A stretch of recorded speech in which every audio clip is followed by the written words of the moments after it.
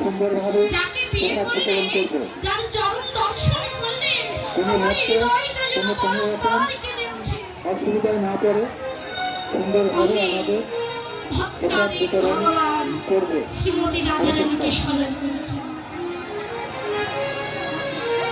যখন রাধাকে স্মরণ করেছে অমনি রাধারানী তার রূপের বর্ণনা গোবিন্দের কাছে বলছে, আর গোবিন্দ মায়ের কাছে বলছে। অমনি বাবা সুবল নিয়ে চলে এসেছে। যখন বউ নিয়ে চলে এসেছে এ সময়ে সুবলের স্ত্রী বাবা মাধবী